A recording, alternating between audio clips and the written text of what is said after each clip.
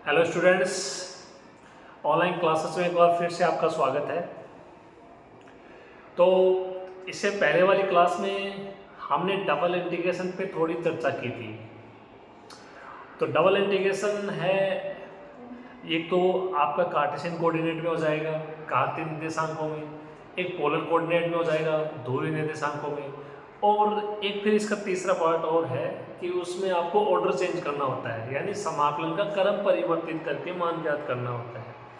तो क्रम परिवर्तित करने वाले में अपन ने देखा कि ठीक है, जैसे कई बार dx dy क्वेश्चन में लिखा होता है, तो इसका मतलब है कि dx dy लिखा तो पहले y के सापेक्ष करना है, लेकिन फंक्शन कुछ ऐसा है कि उसका y के सापेक्ष करना पॉसिबल नहीं है। तो फिर क्या करते हैं, उसका ऑर्डर चेंज करते हैं, dx dy को dy dx में कन्वर्ट करते हैं, और dy dx में कन्वर्ट करके उसका पहले x के सापेक्ष करना होगा, और जो y के सापेक्ष नहीं हो रहा था वो अब x के सापेक्ष हो जाएगा। ठीक है, तो समाकलन के क्रम में परिवर्तन की जो ज़रूरत है वो क्यों पड़ती है वो अपन देख चुके हैं, चर्चा कर चुके हैं कि क्या हुआ क्या नहीं हुआ। उसी हिसाब से आपको ना एग्जाम में क्वेश्चन करना है, जो कॉन्सेप्ट है उसको याद रखना है और उसी कॉन्सेप्ट के बेस पे आपका क्वेश्चन हो जाएगा। ठीक है, इससे बाहर है वो डबल इंटीग्रेशन का कोई भी क्वेश्चन नहीं जाएगा। अब आज अपन पढ़ने जा रहे हैं त्रिसमाकल, ट्रिपल इंटीग्रल। तो ट्रिपल इंटीग्रल ये आपकी देखो थर्ड यूनिट चल रही है, जो आपका सेकंड सेमेस्टर है, जो आपका सिलेबस है उसमें आप देख सकते हो। तो ये जो थर्ड यूनिट है ये अब समाप्ति की ओर समझिए आप। ठीक है, इसमें और है 2-3 टॉपिक, उसके बाद ये यूनिट आपकी समाप्त हो जाएगी। तो जैसे ये आपका ट्रिपल इंटीग्रल है, तो ट्रिपल इंटीग्रल है वो अगर यदि आपने डबल इंटीग्रल बहुत अच्छे से पढ़ा है तो ट्रिपल भी आराम से हो जाएगा। ऐसी कोई इसमें परेशानी नहीं होगी कि ये हुआ कैसे, क्या है क्या नहीं, बस थोड़ा सा कॉन्सेप्ट और ऐड हो जाएगा, उस हिसाब से चलेगा वो। ठीक है, देखिए आइए शुरू करते हैं।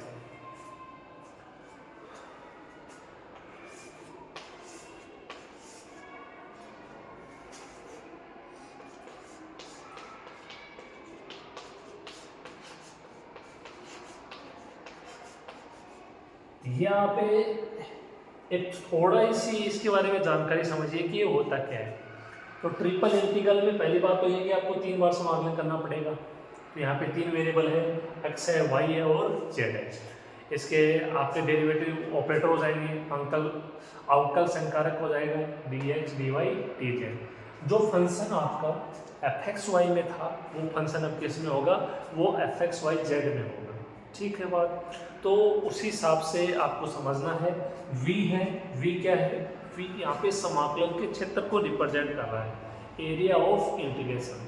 आप इसको वॉल्यूम भी बोल सकते हो, आयतन भी बोल सकते हो।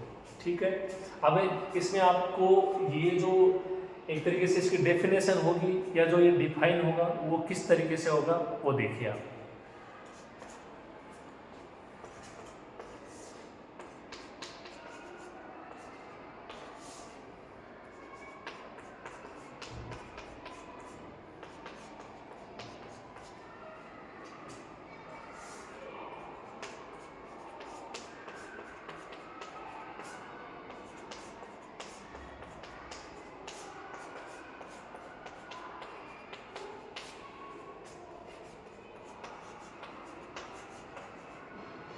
ये देखिए मैंने इन पे लिमिट अप्लाई की है, तो dx dy dz लिखा हुआ है, तो मतलब पहली लिमिट x की होगी, दूसरी लिमिट y की होगी, तीसरी लिमिट है वो z की होगी। ओके, अब ये देखो x बराबर a से b, ये y की लिमिट है f1x से f2x, और z की लिमिट है phi1xy से phi2xy। फंक्शन आपका वो का हुआ है और बाकी ऐसे कैसे है। तो इन जो लिमिट्स हैं इसे आपको समझना क्या है। देखो ये अपन पहले भी चर्चा कर चुके हैं कि x बराबर a से b कोई कांस्टेंट वैल्यू रहेगी। f1x f2x का क्या मतलब है कि y का मान है वो x के पदों में होगा, सिंपल सी बात है। इसका मतलब y की जो लिमिट है वो x के पदों में आपको मिल सकती है, कोई बड़ी बात नहीं है। यहाँ तक अपन देख चुके हैं डबल इंटीग्रेशन में। ठीक है, अब ट्रिपल इंटीग्रेशन की बात करें तो इसमें ये नया है आपके लिए। तो phi1xy से phi2xy के रूप में लिमिट हुई, तो ये phi1 और phi2 तो केवल सिंबल है, संकेत है। ओके, क्या आप समझ सकते हो। x और y का मतलब ये है कि मान है वो किसके पदों में होगा, x और y के पदों में होगा। ये नई बात है इसमें, यानी जो z की लिमिट होगी वो x और y के पदों में आपको मिल सकती है, जैसे यहाँ पे y की लिमिट है वो x के पदों में मिली है। ठीक है, तो ये नई बात है।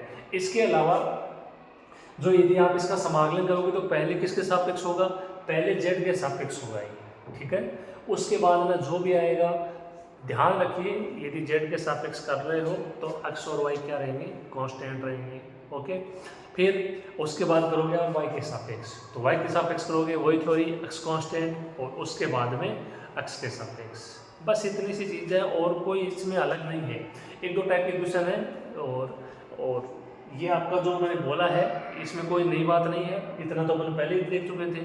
dx dy, एक चीज़ इसमें थोड़ी सी और आ गई, dx dy dz, पहले z के सापेक्ष हो जाएगा, फिर लेकिन उसमें x और y को कांस्टेंट लेना है आपको। ओके, उसके बाद y के सापेक्ष हो जाएगा, x कांस्टेंट लेंगे, और फिर जो भी बचेगा उसका x के सापेक्ष कर देंगे। ठीक है, तो कोई इतनी बड़ी बात नहीं है, जो भी मैंने बोला है वो आपके समझ में आ गया होगा। सिंपल सी चीज़ है, जो अपन ने पढ़ा है उसी से रिलेटेड मैंने लिखा है। ये थोड़ी सी नई बात है आपके लिए, इसको आपको समझना चाहिए। ओके, तो आप इसे नोट कीजिए, फिर हम इसके क्वेश्चन करते हैं ट्रिपल इंटीग्रल के। ओके, नोट कीजिए।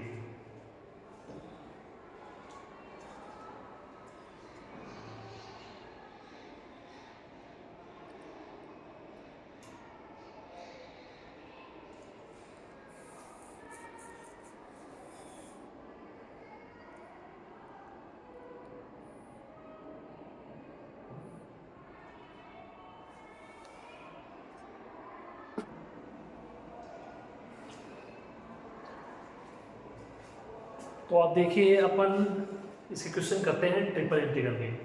ये एक बहुत ही इंपॉर्टेंट क्वेश्चन है एग्जाम के लिए, ये एग्जाम में कई बार आ चुका है। ठीक है, तो बहुत ही इंपॉर्टेंट क्वेश्चन है, इतना मुश्किल भी नहीं है। इसकी जो आपकी बेसिक थ्योरी है बस वही अप्लाई होगी, आपको समाकलन करना आना चाहिए, आप आराम से इस क्वेश्चन को कर जाओगे। ठीक है, और ये 3-4 बार एग्जाम में पूछा जा चुका है, तो एग्जाम में आ सकता है, इंपॉर्टेंट क्वेश्चन है। देखो, कह रहा है कि मान ज्ञात कीजिए, तीन इंटीग्रल, आपको तीन लिमिट दी गई है। पहली लिमिट है 0 से log 2। ओके, दूसरी लिमिट क्या है, दूसरी लिमिट है 0 से x, तीसरी लिमिट है 0 से x plus log y। Function है की power x plus y plus z, dx dy dz। Okay, तो यहाँ पे फंक्शन तो रहेगा a की power x plus y plus z. अब देखो x की लिमिट 0 से log 2 कांस्टेंट है, जो अभी लिखा है उसी को फॉलो कर रहा है। y की लिमिट है 0 से x के पदों में है, और ये आपके z की लिमिट है 0 से x प्लस log y। तो आप देख लीजिए x plus log y, x और y के पदों में हुई नहीं हुई, तो जो बोला था वही है कि z की लिमिट यहाँ पे होगी x और y के पदों में, y की लिमिट x के पदों में, और x में आपको कांस्टेंट ही मिलेंगे। ओके, देखिए शुरू करते हैं।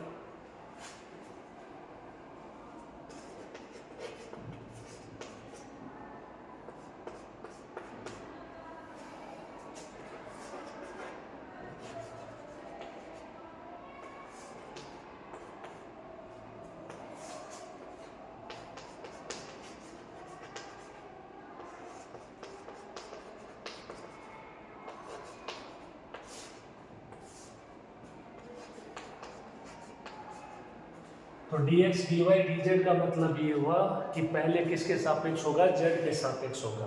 वही लिखा है, ये लिमिट ले ली z की, ये फंक्शन ले लिया, z के सापेक्ष कर दिया, जो आएगा उसका y के सापेक्ष करेंगे। अब अपने पास आप ये समझिए एक सिंपल है वो समाकलन है, सिंपल इंटीग्रेशन है।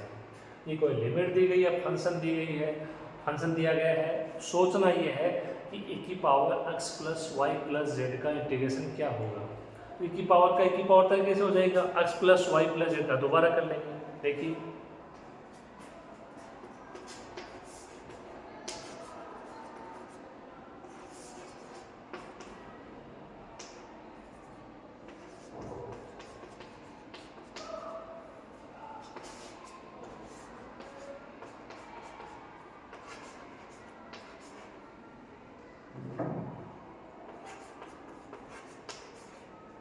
तो e की power x plus y plus z का जो इंटीग्रेशन है वो यही हो जाएगा। पहले तो e की पावर x से e की power x plus y plus z, x plus y plus z का दोबारा करने जाओगे आप z के सापेक्ष, तो ये 0 0 प्लस 1, तो ये 1 हो जाएगा। तो अपॉन में 1 आएगा, उसका कोई फर्क नहीं पड़ेगा, इसलिए ऐसे का ऐसे आ जाएगा। ओके, अब आइए लिमिट अप्लाई करते हैं। ध्यान रखिए z के सापेक्ष किया है तो ये लिमिट केवल z की जगह आएगी, इसमें गलती नहीं होनी चाहिए।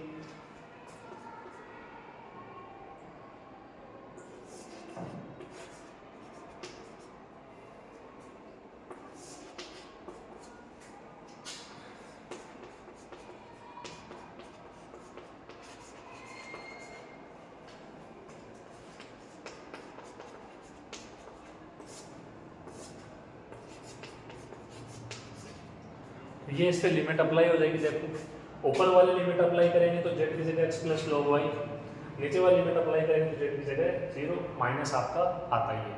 ठीक है, तो ये बेसिक से जानकारी है। ये कितना हो जाएगा, देखो x ये 2x plus y plus log y हो जाएगा। ओके,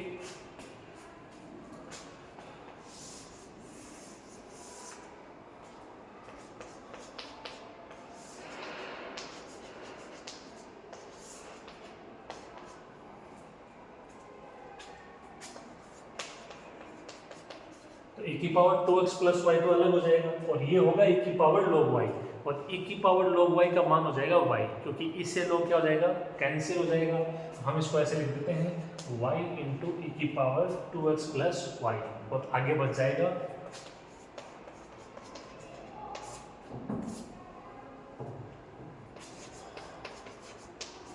e की पावर x प्लस वाई और बाहर dx dy। ये एक बार अपन इसका समाकलन कर चुके हैं। ओके, अब dx dy अब ये डबल इंटीग्रेशन हो गया, तो वो अपन पढ़ चुके हैं, उस हिसाब से हो जाएगा। अब पहले किसके सापेक्ष करेंगे, y के सापेक्ष करेंगे।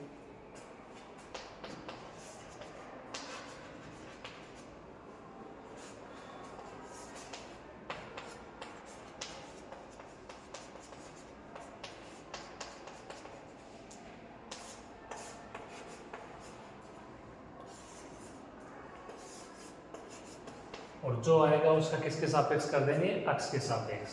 तो ये जो भी फंक्शन के रूप में वैल्यू बची इसका dx dy का मतलब है कि पहले किसके सापेक्ष होगा, y के सापेक्ष, और उसके बाद जो भी वैल्यू बचेगी उसका x के सापेक्ष हो जाएगा। अब अपने सामने ये है कि y इंटू ई की पावर 2x प्लस वाई का समाकलन कैसे करेंगे और e की पावर x प्लस वाई का समाकलन कैसे करेंगे। तो e की पावर x प्लस वाई का तो e की पावर x प्लस की पावर x से हो जाएगा, लेकिन ये y इंटू ई की पावर 2x प्लस वाई का कैसे होगा, सोचिए आप थोड़ा, आपके दिमाग में आना चाहिए कि ये होगा कैसे। y के सापेक्ष करना है विथ रिस्पेक्ट टू y, आया कुछ दिमाग में।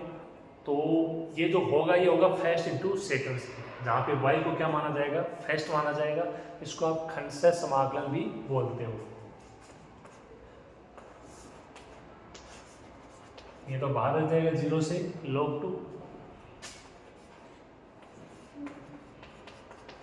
फर्स्ट इंटू सेकेंड से कैसे होता है, y ऐसे का ऐसे, e की पावर 2x प्लस वाई का e की power 2x plus y. Okay, ये 2x प्लस वाई का दोबारा करोगे y के सापेक्ष, 2x का 0 हो जाएगा, y का 1, तो कोई फर्क नहीं पड़ेगा, ऐसे कैसे रह जाएगा। माइनस समाकलन फर्स्ट का अवकलन, तो y का y के सापेक्ष 1 हो जाएगा, और सेकेंड का समाकलन यानी यही हो जाएगा,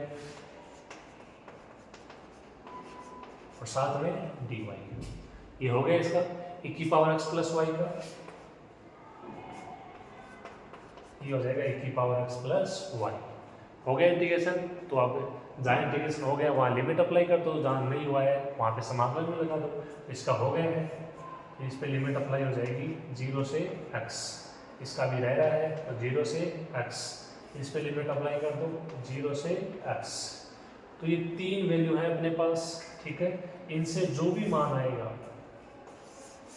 उसका किसके सापेक्ष और होना बाकी है, अभी x के सापेक्ष होना बाकी है। ठीक है,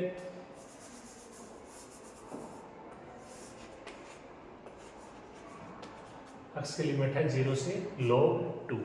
तो सिंपल सी बात है, देखो इसको देख के आप आइडिया लगा सकते हो कि यदि इस क्वेश्चन में कहीं गलती होगी तो वो गलती कैलकुलेशन में हो सकती है। अब समाकलन आना चाहिए, कैसे समाकलन होगा कैसे नहीं होगा, इसकी कैलकुलेशन में आप फंस सकते हो, ऐसी बात नहीं है। इसमें कहीं भी यदि ऊपर नीचे हो गया, प्लस माइनस की गलती हो गई, या लिमिट ठीक से अप्लाई नहीं की कि जेड के सापेक्ष किया तो जेड की जगह करनी थी, अपन ने वाई की जगह कर दी, तो गड़बड़ हो जाएगा मामला। ठीक है। और बाकी कोई इसमें थ्योरी तो देखो है नहीं, सिंपल सी कैलकुलेशन है, पहले जेड के सापेक्ष, फिर वाई के सापेक्ष, फिर एक्स के सापेक्ष। अब इतना तो पता होना चाहिए ना कि समाकलन कैसे किया जाएगा, कोई कांस्टेंट है तो उसके साथ वो समाकलन कैसे होता है। ये सिंपल सी बेसिक जानकारी है जो कि आपको होनी चाहिए। ठीक है, उम्मीद करते हैं आपके यहाँ तक समझ में आ गया होगा। हाँ, यहाँ तक नोट कीजिए, फिर हम आगे बढ़ते हैं।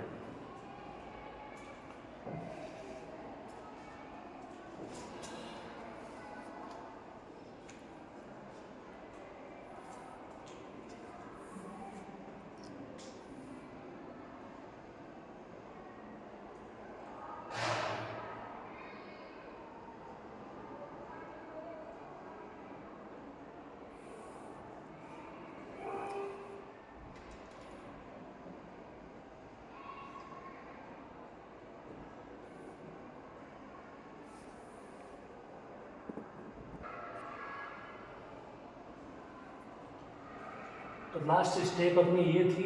ओके, आगे बढ़ते हैं। देखिए, इस इंटीग्रेशन का मान ज्ञात करना है। इसकी लिमिट है, बच्ची 0 से log 2। अब देखो, y इंटू ई की पावर 2x प्लस वाई पे यदि लिमिट अप्लाई करें तो y के सापेक्ष हुआ है तो केवल y की जगह x आएगा और नीचे वाले में 0 आ जाएगा। तो y की जगह x रखते हो तो देखो कितना आएगा, ये हो जाएगा x इंटू ई की पावर 2x प्लस x यानी ई की पावर 3x, और नीचे वाली लिमिट में y की जगह 0 रखोगे तो ये मान क्या हो जाएगा, 0 हो जाएगा। ये लिमिट अप्लाई हो गई। अब माइनस ई की पावर 2x प्लस वाई का इंटीग्रेशन करना है, यही हो जाएगा।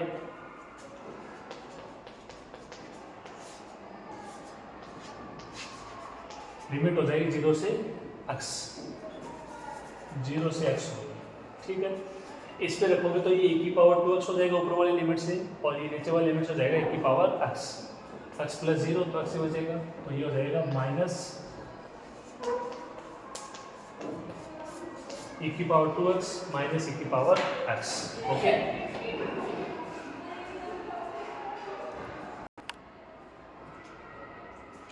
तो इस पे रखोगे तो e की पावर 2x आ जाएगा और ये नीचे वाले मान से माइनस e की पावर x, ये पूरा मान है। इसको हल करने पे जो भी मान आएगा उसका x के सापेक्ष कर देंगे। ओके,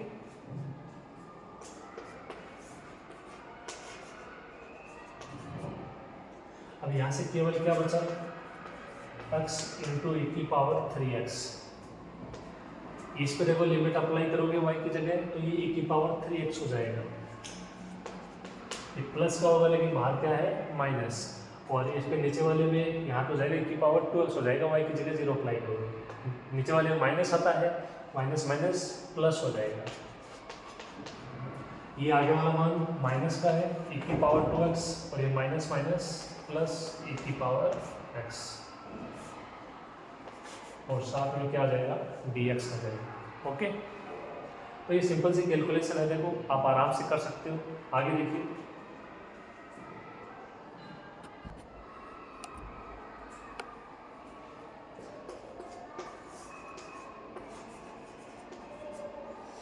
अब देखिए e की पावर 2x, e की पावर 2x प्लस माइनस, तो ये कैंसिल हो जाएगा। यहाँ से जो केवल मान बचा वो क्या बचा है, x e की पावर 3x माइनस e की पावर 3x और प्लस e की पावर x और dx। अब ये सिंपल सा मान बचा है काट पीट के, और इसका आपको क्या करना है, x के सापेक्ष इंटीग्रेशन करना है। ओके, तो x इंटू ई की पावर 3x का कैसे हो जाएगा, फर्स्ट इंटू सेकेंड से हो जाएगा, इसका e की पावर x हो जाएगा और इसका e की पावर x हो जाएगा। सिंपल सिंपल इंटीग्रेशन है, आपके पढ़े हुए हैं, उस हिसाब से अप्लाई हो जाएंगे। तो पहले इसका करते हैं फर्स्ट इंटू सेकेंड से। x ऐसे कैसे, e की पावर 3x का हो जाएगा e की पावर 3x अपॉन 3 माइनस समाकलन फर्स्ट का अवकलन, तो x का x के सापेक्ष 1 हो जाएगा, e की पावर 3x का e की पावर 3x अपॉन 3 हो जाएगा, और साथ में dx। e की पावर 3x का कितना हो जाएगा, e की पावर 3x अपॉन 3, और e की पावर x का e की पावर x। जहाँ जहाँ इंटीग्रेशन हो चुका है वहाँ पे लिमिट अप्लाई कर दो।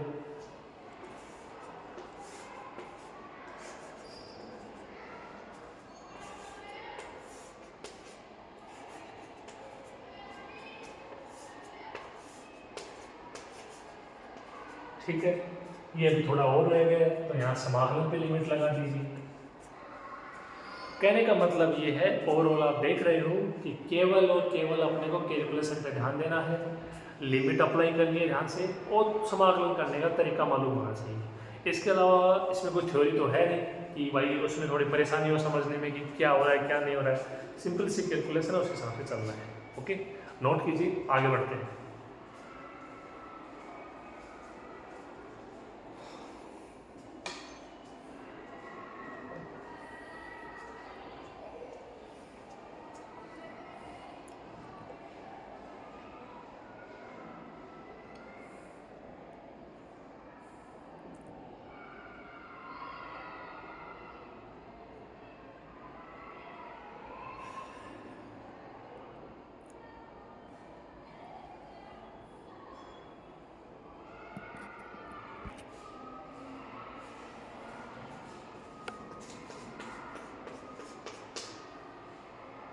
अब देखिए लिमिट अप्लाई करते हैं, अक्स के सापेक्ष हुआ तो अक्स जहाँ जहाँ अक्स है वहाँ पे लिमिट अप्लाई हो जाएगी।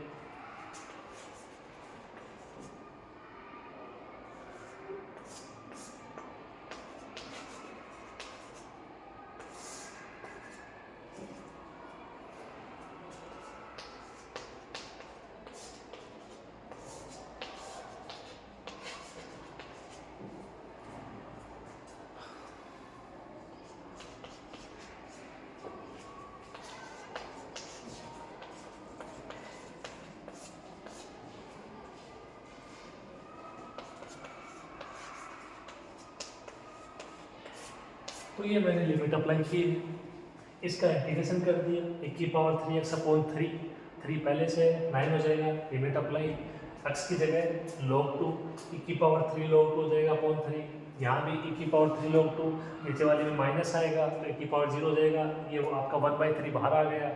इसी प्रकार इसमें 1 की पावर log 2 माइनस 1 की पावर 0। ओके,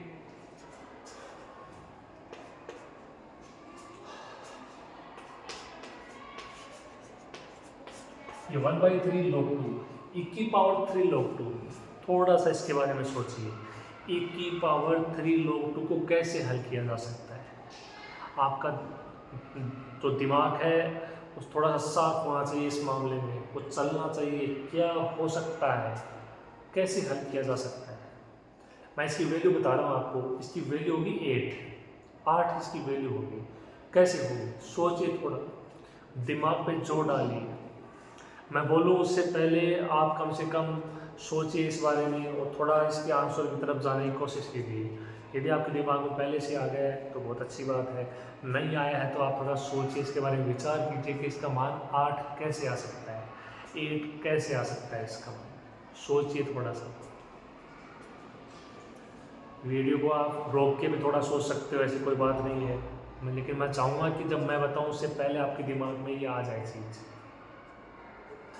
देखिए 1 की पावर 3 log 2, तो जो 3 log 2 उसको हल कीजिए पहले। n log m क्या होता है? log m की पावर n, तो ये log 2 की पावर 3 हो जाएगा। e की पावर log और log में है 2 की पावर 3, तो e से log कैंसिल हो जाएगा और 2 की पावर 3 क्या हो जाएगा? 8 हो जाएगा। तो e की पावर 3 log 2 का मान हो जाएगा 8 हो जाएगा। तो ये पहले वाला पार्ट है, इसका मान आ गया 8/3 इंटू log 2। इस पर ये लिमिट अप्लाई करोगे, 1 की पावर 3 log 2 माइनस 1 की पावर 0, बाहर हो जाएगा 1/9। ओके, 1/3, 1 की पावर 3 log 2 का मान वही 8 और 1 की पावर 0 कितना हो जाएगा? 1 हो जाएगा। 1 की पावर log 2 ये 2 हो जाएगा, इसे log कैंसिल और 1 की पावर 0 क्या हो जाएगा? 1 हो जाएगा।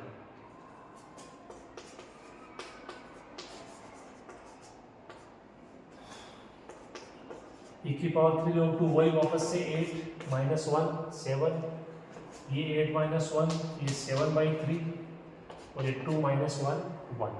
ओके, तो ये सिंपल सी कैलकुलेशन है, आप आराम से इसको कर सकते हो। 8/3 log 2, ये 8 माइनस 1 कितना हो गया 7, तो ये माइनस का 7/9, माइनस का 7/3 प्लस का 1 कितना हो जाएगा, तो माइनस का 7 प्लस का 3 हो जाएगा, ऐसे लेंगे तो माइनस का 4/3,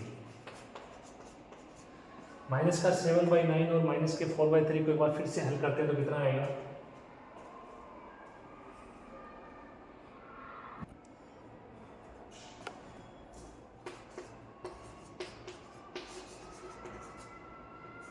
तो एलसीएम आ जाएगा 9, ये माइनस का 7 हो जाएगा और ये माइनस का 12 हो जाएगा, 12 हो जाएगा, तो ये माइनस का 19 हो जाएगा 19, तो माइनस के 19/9, ये आपका फाइनल आंसर हो जाएगा। आप इसको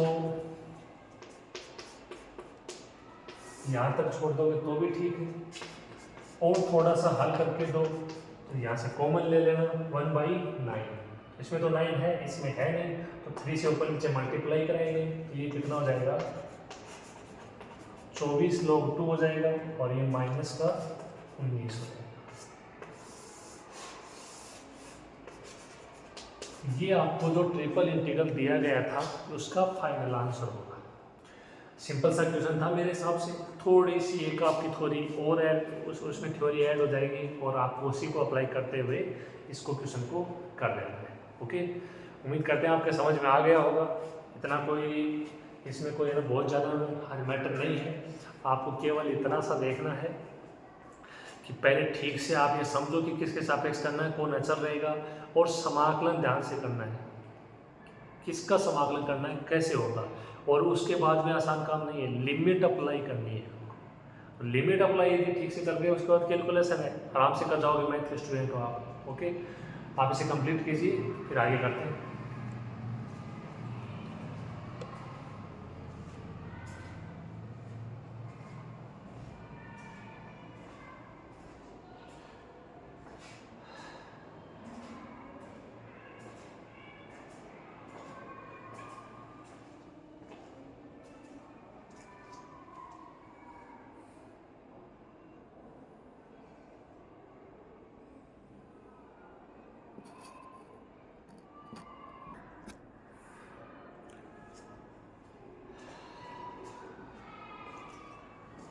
तो आइए आगे बढ़ते हैं। एक और क्वेश्चन मैं आपके सामने लेके आया हूँ, बिल्कुल हूबहू उसी के जैसा क्वेश्चन है, अंतर है लिमिट में, और दोनों ही क्वेश्चन राजस्थान यूनिवर्सिटी की एग्जाम में पूछे गए क्वेश्चन है, आरयू में पूछे गए क्वेश्चन है। आप पेपर उठा के देख सकते हो, आपको मिल जाएंगे। तो फंक्शन है वो सेम है और बाकी चीज़ें भी सेम है, dx dy dz, अंतर है लिमिट में। 0 से x की लिमिट, 0 से x y की लिमिट, आप देख सकते हो y का मान x के पदों में, और 0 से x प्लस y ये z की लिमिट, आप देख सकते हो z का मान है x और y के पदों में। तो जो आपको चीज़ें बताई हैं मैंने डेफिनेशन के तौर पे वही अप्लाई हो रहे हैं, कुछ भी अलग नहीं। ओके, आइए शुरू करते हैं।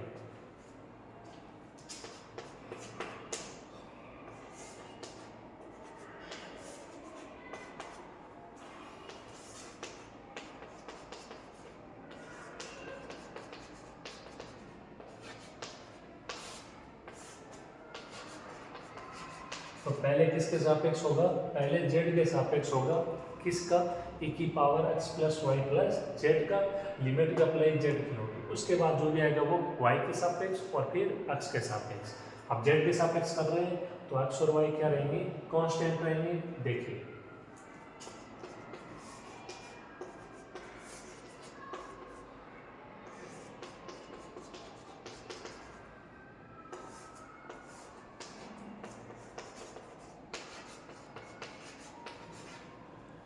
तो e की power x plus y plus z का इंटीग्रेशन e की power x plus y plus z, और लिमिट अप्लाई कर दी 0 से x प्लस वाई। कैसे हुआ कैसे नहीं हुआ हम इसको बहुत अच्छे से देख चुके हैं, अच्छे से इस पर चर्चा कर चुके हैं, क्या होगा क्या नहीं होगा। ओके, आइए आगे करते हैं।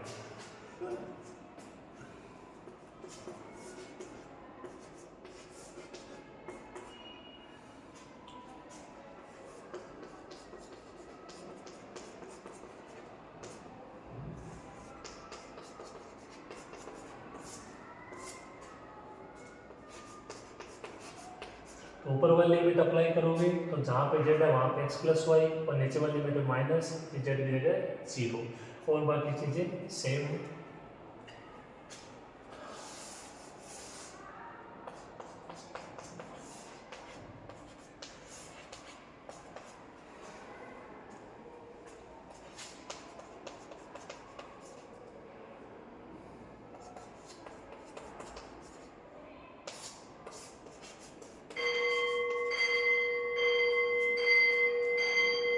तो ये e की पावर 2x हो जाएगा और प्लस 2y हो जाएगा, और ये e की पावर x प्लस y हो जाएगा। अब अपने को इसका किसके सापेक्ष करना है, y के सापेक्ष। सिंपल सी कैलकुलेशन है, ऐड करोगे 2x प्लस 2y हो जाएगा, ये x प्लस y हो जाएगा।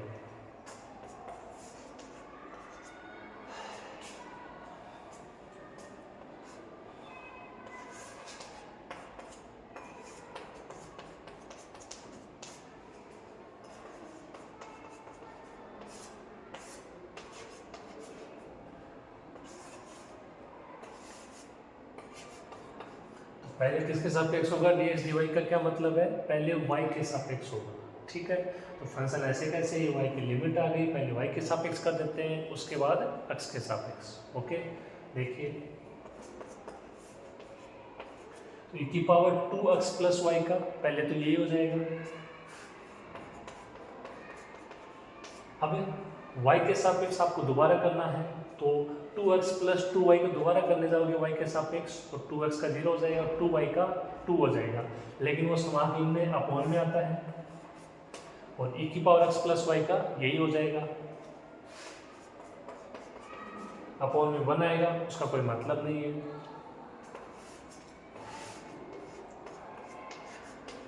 लिमिट अप्लाई कर दो 0 से x, ठीक है। अब इसके आगे अपने को जहाँ जहाँ y है उसकी जगह ऊपरी लिमिट, ऊपरी सीमा x, और जो आपकी निम्न सीमा है y, वो 0 को अप्लाई करनी है। जो भी फंक्शन आएगा उसका x के सापेक्ष कर देंगे, x की लिमिट अप्लाई हो जाएगी 0 से a, आंसर आ जाएगा। तो ये दोनों ही क्वेश्चन एग्जाम के लिए बहुत इंपॉर्टेंट क्वेश्चन है। तो आज का ये वीडियो आपके लिए बहुत फायदेमंद होगा, एग्जाम में आपकी बहुत सहायता होगी। ओके, इसको नोट कीजिए, फिर हम आगे करेंगे।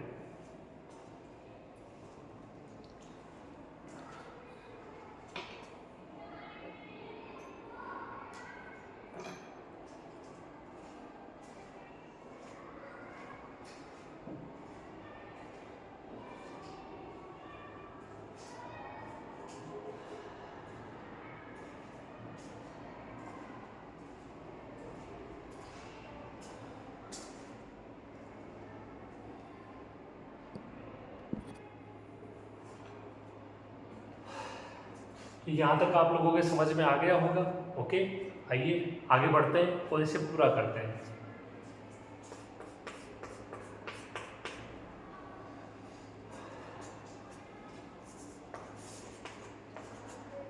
तो ये जो y है इसकी जगह x अप्लाई करोगे, तो ये x प्लस x 2x हो जाएगा, बाहर 2 है तो e की पावर 4x हो जाएगा, e की पावर 4x बाई 2, और ये माइनस हो जाएगा e की power 2x, x plus x 2x। अभी नीचे वाली लिमिट है, ध्यान रहे y की जगह 0 करना है, तो 0 करोगे e की पावर 2x बचेगा, ये माइनस का होता है, तो माइनस e की पावर 2x बाई 2, और ये माइनस माइनस प्लस हो जाएगा, y की जगह 0, तो क्या बचेगा,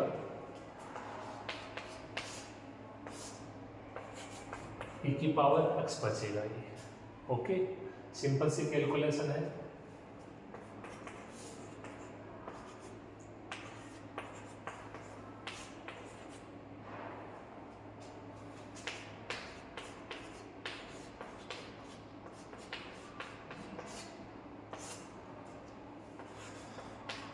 अब यहाँ पे देखो e की पावर 4x बाई 2 तो ऐसे कैसे रह जाएगा। ओके, e की पावर x भी ऐसे कैसे, e की पावर 2x के दो पद हैं, तो आप माइनस e की पावर 2x को कॉमन लोगे तो ये बचेगा 1 प्लस 1 बाई 2, यानी ये हो जाएगा 3 बाई 2। तो टोटल कितना आएगा काट पीट के, ये आएगा माइनस का 3 बाई 2 e की पावर 2x। ओके, अब आइए इसका इंटीग्रेशन करते हैं। e की पावर 4x का क्या हो जाएगा, e की पावर 4x अपॉन 4, तो ये 8 हो जाएगा टोटल।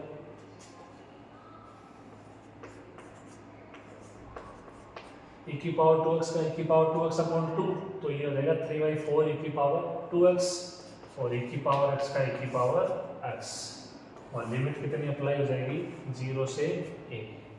ठीक है, तो सिंपल सिंपल से समाकलन है, आप आराम से इनको कर जाओगे। लिख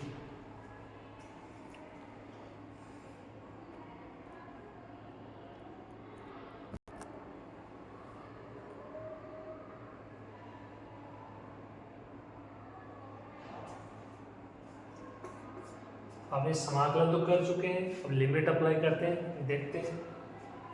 x की जगह a अप्लाई करोगे सबसे पहले,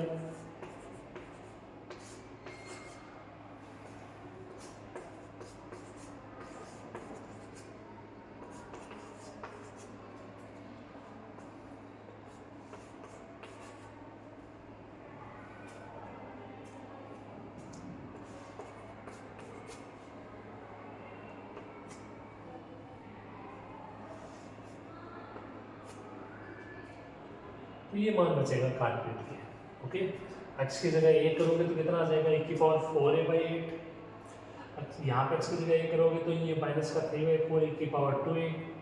यहाँ पे e की पावर a, अब नीचे वाली लिमिट अप्लाई करते हैं, माइनस आता है, यहाँ पे माइनस, ये x की जगह 0 तो e की पावर 0 1, तो ये माइनस का 1/8, माइनस माइनस ये प्लस हो जाएगा 3/4 e की पावर 0, ये 1 हो जाएगा, और ये आपका माइनस आता है तो माइनस e की पावर 0 यानी 1। ओके, तो ये सिंपल सी कैलकुलेशन है, हम इसको आराम से कर सकते हैं। यहाँ तक लिखिए आप।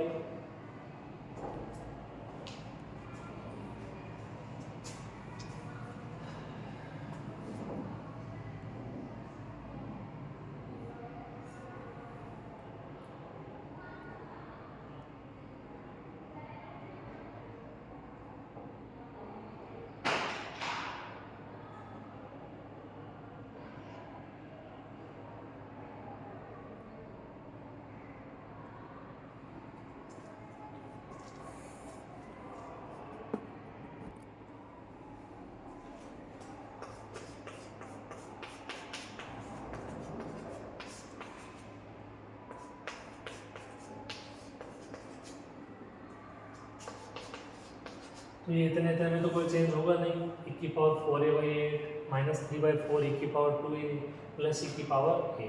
अब इसको थोड़ा हल कर लेते हैं, देखो 8 4 1, तो यहाँ पे 8 एलसीएम आ जाएगा इसमें, फिर कितना बचेगा माइनस का 1 हो जाएगा, और ये प्लस का आपका 6 हो जाएगा। ठीक है, प्लस का 6 हो गया, माइनस का 1 हो गया, तो प्लस का 5 बच गया। ठीक है, प्लस का 5 और यहाँ पे माइनस का 8, तो ये आ जाएगा माइनस का 3, प्लस 5 माइनस 8 माइनस का 3, और एलसीएम है 8, ये हो जाएगा माइनस का 3/8। ओके, तो ये आपका आंसर हो जाएगा। अब आप इसको यहाँ तक छोड़ के आओ तो भी ठीक है, और थोड़ा और कुछ इसमें कॉमन लेके हल करना चाहो तो और भी हल कर सकते हो। इसमें ये अपॉन से यदि अपन 8 कॉमन ले, यानी 1/8 कॉमन ले, तो कितना बचेगा,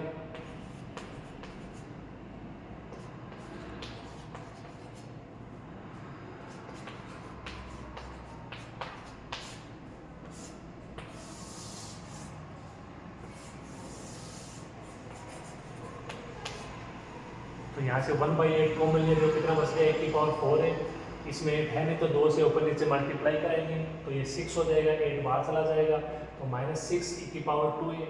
यहाँ से इसमें 8 है नहीं तो 8 से ऊपर नीचे मल्टीप्लाई करेंगे तो ये 8 e की पावर a हो जाएगा, 8 बाहर चला जाएगा, इसमें है तो -3 बच जाएगा, अंदर मल्टीप्लाई कराओगे ऊपर वाली स्टेट भी बचेगी।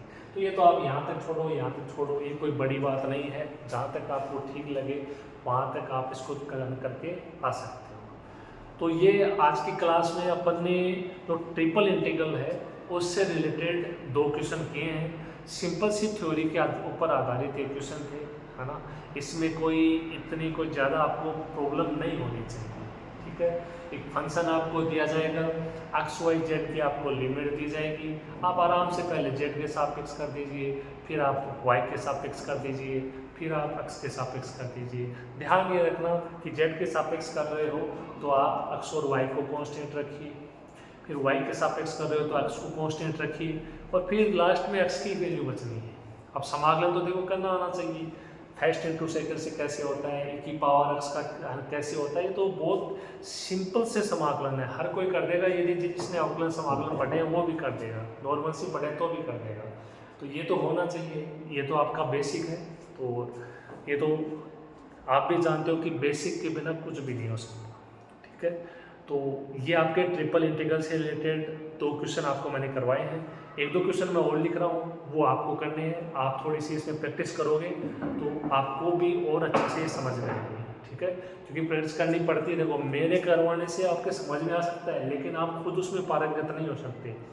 आप खुद पारंगत तभी होगे जब आप खुद उस चीज़ में मेहनत करोगे, आप अभ्यास करोगे, प्रैक्टिस करोगे, तभी आप उस चीज़ में पारंगत हो पाओगे। ओके, तो उम्मीद करते हैं ये दोनों क्वेश्चन आपके बहुत अच्छे समझ में आए होंगे। इतना कोई मुश्किल काम नहीं था।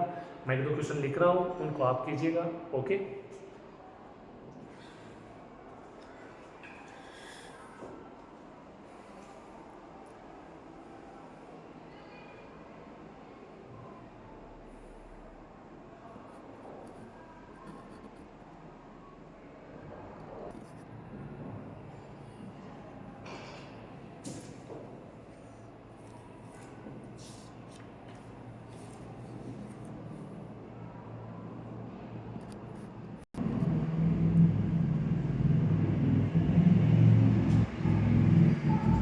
ये देखिए, ये 2 क्वेश्चन है जो आपको करने हैं। आप थोड़ा सा देखिए, फंक्शन है x² + y² + z² dx dy dz है। x की लिमिट है -a से a, y की लिमिट है -b से b, z की लिमिट है -c से c। तो आप आराम से कर सकते हो। पहले z के सापेक्ष करोगे तो अब ये पता होना चाहिए कि x² × dz, तो x² कांस्टेंट की तरह हो जाएगा, तो इसका समाकलन हो जाएगा x² z, 0 मत कर देना। y² का हो जाएगा y² z, और z² का हो जाएगा z³/3। ये करने से पहले आप अगर एक चीज़ करोगे तो ये समाकलन बहुत इजी हो जाएगा। देखिए कैसे, इनको देख के आपको कुछ याद आ रहा है, कुछ कोई 12th क्लास की प्रॉपर्टी याद आ रही है आपको, -a से -b से b -c से c। समफलन और विषमफलन को याद कीजिए, ऐसी कुछ लिमिट थी उसमें। -a से x की जगह -x रखिए, देखिए फलन चेंज हो रहा है, नहीं हो रहा, नहीं होगा। y की जगह -y रखिए, नहीं होगा। z की जगह -z रखिए, नहीं होगा। यानी आप इसको लिख सकते हो 2 0 से a, इसको लिख सकते हो 2 0 से b, बाहर 2 आ जाएगा, और इसकी लिमिट हो जाएगी बाहर 2 हो जाएगा, और ये लिमिट हो जाएगी 0 से c। तो आप देख सकते हो ये थोड़ी सी जो आपकी नीचे वाली लिमिट है ये क्या हो जाएगी, 0 हो जाएगी। तो आपको अप्लाई नहीं करना पड़ेगा, और यदि ये नहीं करोगे तो भी हो जाएगा, लेकिन फिर उसमें आपको नीचे वाली लिमिट अप्लाई करनी पड़ेगी समाकलन करने के बाद। और इससे करोगे तो बाहर ये 8 चला जाएगा, 2 4 8, और ये आपकी नीचे वाली लिमिट क्या हो जाएगी, 0 हो जाएगी। उससे थोड़ा काम आसान हो जाएगा। तो आसान बनाने की कोशिश कीजिए, उसके बाद आप इसमें समाकलन करोगे, जेड के सापेक्ष करोगे, एक्स और वाई कांस्टेंट, आपको पता है क्या करना है क्या नहीं करना है, हल करना, आंसर निकालना है इसका। दूसरे में देखें, लिमिट है 0 से 1 एक्स की, y की लिमिट 0 से 1 - x, और z की लिमिट 0 से 1 - x - y। तो आप इसमें देख सकते हो कि z की लिमिट x और y के पदों में है, y की लिमिट x के पदों में है। ये हो भी सकती है, नहीं भी हो सकती, कोई ज़रूरी नहीं है। फंक्शन है यहाँ पे 1/x + y + z + 1³ साथ में है dx dy dz। अब सोचना ये है कि 1/x + y + z³ का समाकलन कैसे किया जाए। सोचिए थोड़ा सा इसके बारे में, आराम से रिलैक्स होकर ठंडे दिमाग से सोचिए कि इसका समाकलन कैसे किया जा सकता है। आया कुछ दिमाग में?